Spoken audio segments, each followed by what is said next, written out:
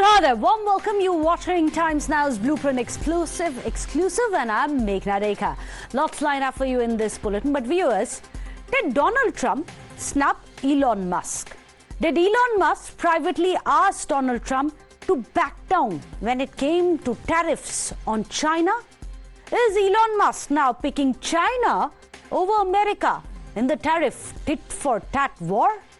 And is there trouble brewing in the paradise of Trump and Elon Musk due to tariff per tariff between US and China? Well, if reports are to be believed, then the Doge chief made personal appeals to President Trump to roll back and reverse the sweeping tariffs that he has imposed upon 60 nations. But his attempts were unsuccessful. History seems to be repeating itself here. Remember, in 2020, Tesla has sued Trump administration at that time for tariffs on parts which were imported from China. I'll come to this in just a bit, this entire US versus China fight over tariffs in just a bit. But first, let's tell you about a term which has been coined by President Donald Trump, which has sparked off a massive meme fest. You can get you some of those on your screens. The word PANICAN. Well, he describes it as a new party which is based on weak and stupid. He has declared, don't be weak, don't be stupid. This, of course, has led to massive meme fest. You can see some of those on your screens. There you have it. One of the posts has put out this meme on your screens which says, don't be a panican, be a panicant. In fact, this is panicking came just cause.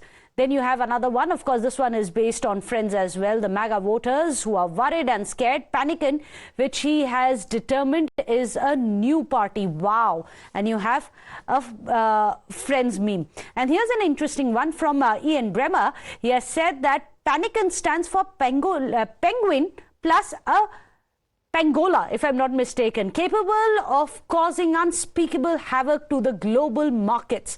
Well, there you have that meme of a pangolin and a penguin together. Well, that's what author Ian Bremmer has to say. There are several such memes which have been coming out over the last couple of hours. In fact, there are several others as well which have come out. But this word panican, that President Trump was urging Americans to essentially remain resilient and then to ensure that they are not panicking. The panicking, why is it coming out? Because it is a result of his reciprocal tariffs and the trade war and recession fears. But it seems that it has already started. Sample this. After Trump imposed 34% reciprocal tariff on China, China has retaliated with another additional 34% tariff on the US. Trump then threatened additional 50% tariff. China has now called it a big mistake on top of a mistake. Trump has warned of more duties if 34% tariff is not withdrawn by the 8th of April, which of course is today itself. And he said that these tariffs will be imposed by the 9th of April, which is tomorrow. In fact, China has also now responded by saying that it can't be intimidated by tariff blackmail.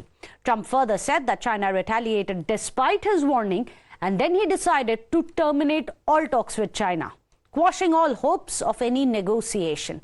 The dragon then said that there are no winners in a trade war.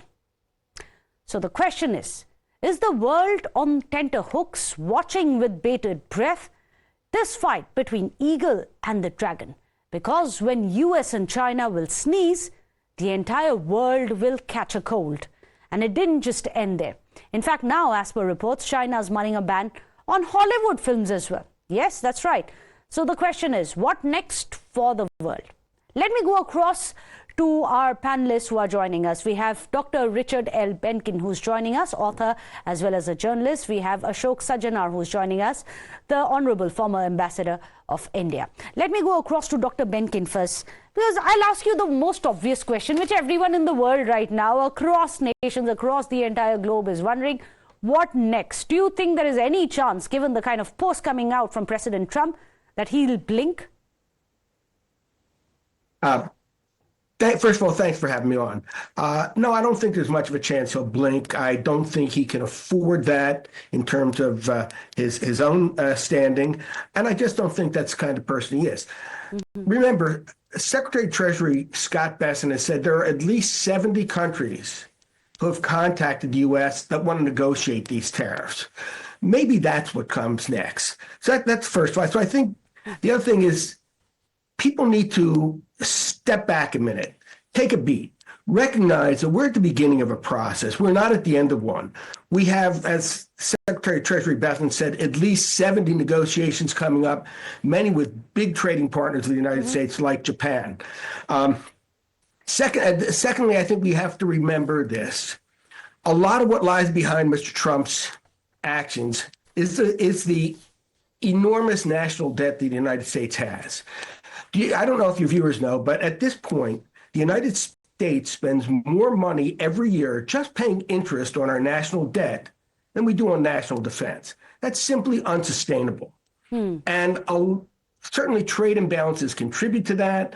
Mr. Trump is also working on cutting spending and doing other things to reduce that deficit. So I think if we're concerned about disruptions, about negative impact on the global economy, we should just think of what that would be if we continue to allow this debt to get out of control to the point where the United States is just unable to continue accumulating debt and might have to default. I mean, I think there we're talking about a real disaster. And then finally, with regards to your comments about the United States and China, this is kind of a silly thing.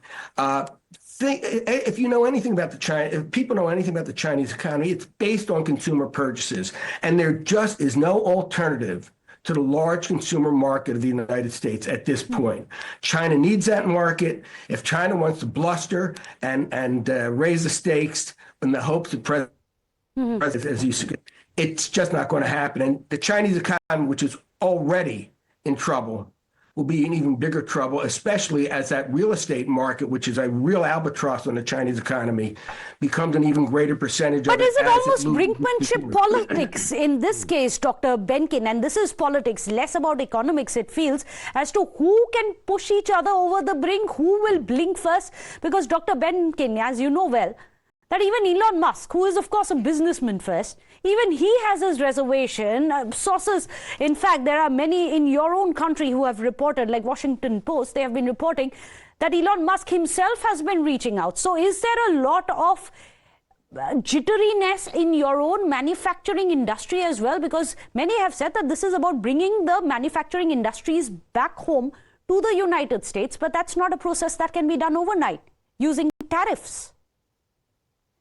Yes, that is correct. And I think there are divided opinions. Certainly there are Americans who have interests in the U.S.-China economic relationship, but there are a lot of Americans that want to further decouple our two countries.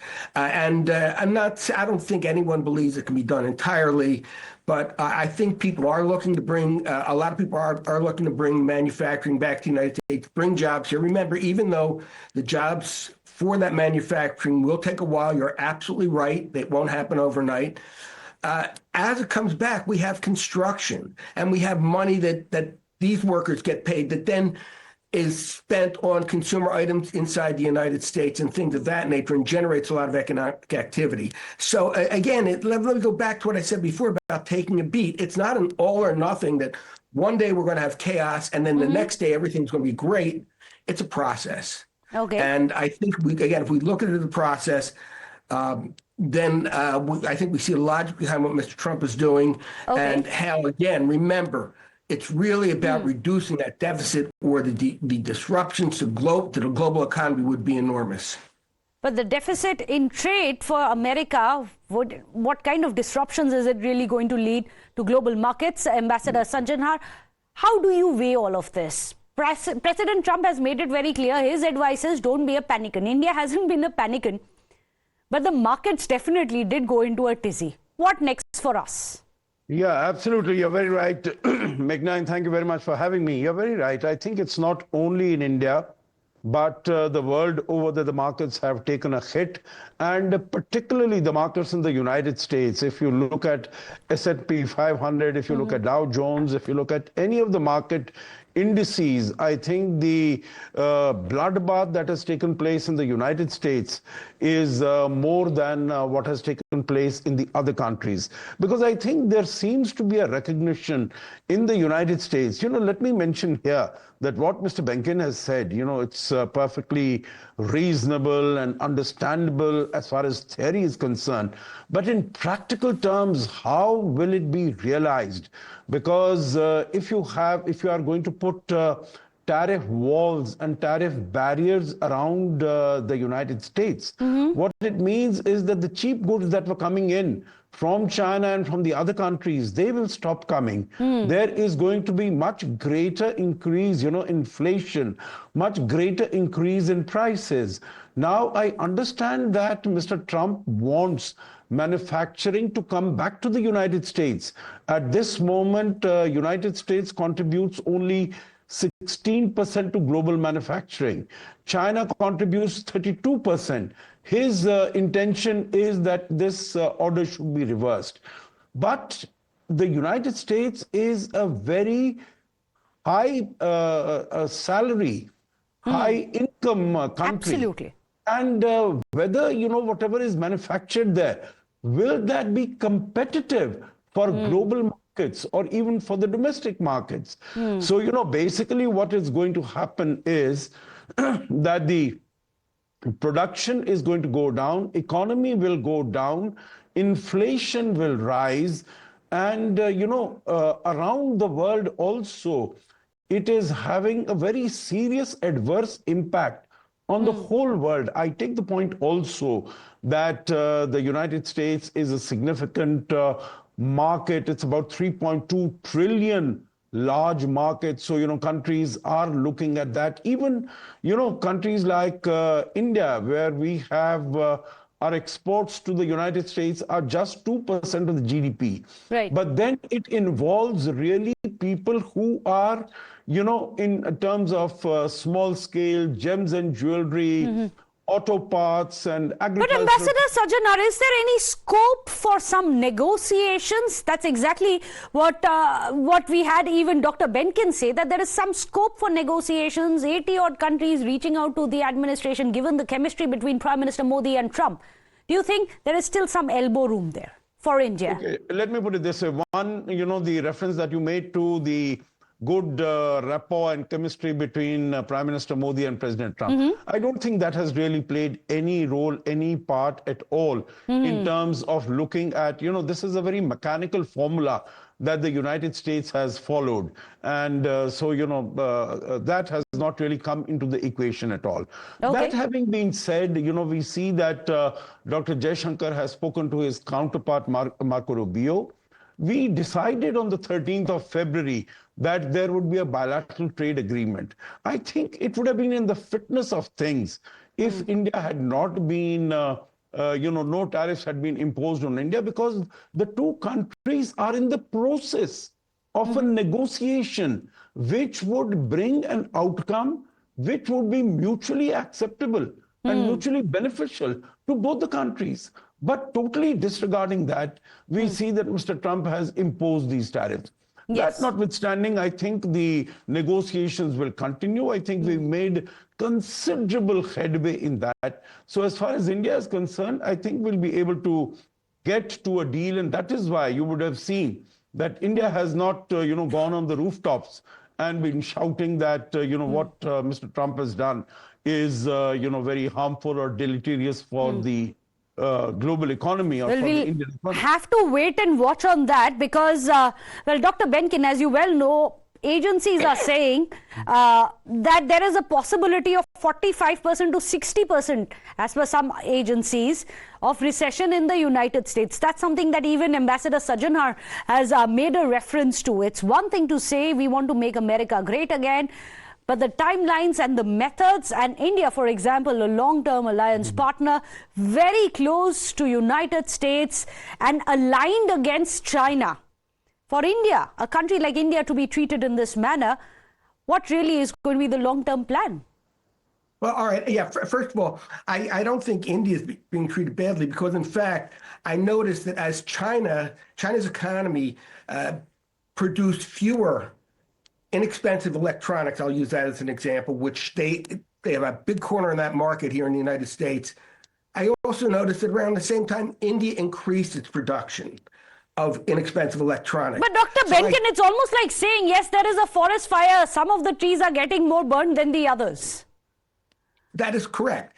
That is absolutely correct. And again, from the point of view of many Americans, we've been the ones getting burned in these arrangements. So I want to mention again, and I can't emphasize this enough, the relationship between the United States and India has so many dynamics, and the importance of India to the United States continues to grow, that I think we're going to see in these negotiations that a lot of these other factors are going to go into what that final agreement is like, because we can't just talk about trade with each other and forget about the important geopolitical impact of that relationship. But I want to mention something else I think is very important for your viewers to know. Mm-hmm. When people talk about markets, sure, there are going to be day traders, people who trade stocks all the time, and they're going to gain or lose money in different ways. But for most people in the stock market, these are unrealized gains. The stock market goes up, the stock market goes down, and unless you look at it every day and fret about it every day, that really doesn't matter. What matters is what happens at the end. And I think at the end, what President Trump is saying, and I think what most Americans would agree to, is that it's a good bet to bet on the success of the U.S. economy. Again, let me add, America first does not mean America alone. And we're going to see in these negotiations with especially... It's going to be beautiful, I believe, is what President Trump had said. I'm completely out of time. However, I can't let you go, Dr. Benkin, without asking this final question. Don't be a Panicant. Do you think today Elon Musk has become the Panicant? No, I don't think so. That's a great question. Well, he's got his reservations, clearly. Well, Would but, you know, President Trump call Elon Musk a Panicant today? But do you really think, not foresee that President Trump would take this position against China? So let's see what, it's kind of like, you know, when there's fighting in the family. Well, you dodged that question there, Ambassador Sajjanhar. Okay, you know, if you permit, Meghna, I will not respond to that question. I think that is something that we'll continue to discuss for many, many days to come. Mm-hmm. But one point that I want to make to Mr. Benkin and to all your listeners, Meghna, is, you know, all this is being done at what cost? You know, for instance, as far as Australia is concerned, you know, all the global relationships of the United States, they are, you know, being destroyed.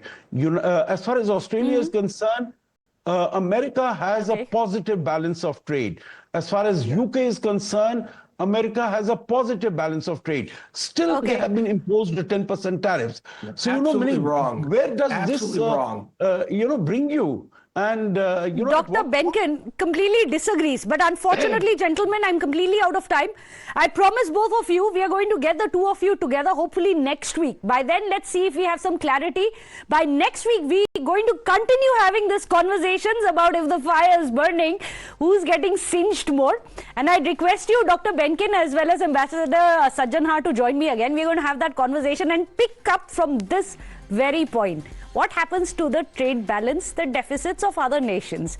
Thank you so much. Appreciate you, gentlemen, for being here. Without a short break, don't go anywhere. I'll return in 2 minutes.